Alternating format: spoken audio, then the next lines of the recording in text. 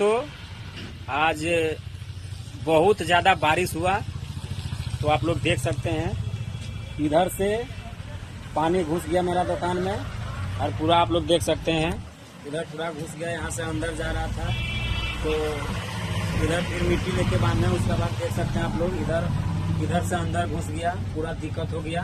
तो बहुत ज़्यादा बारिश आज हुआ और आज इस तरह का बारिश हम पहली बार देखें दोस्तों, थोड़ा दिक्कत हो गया है।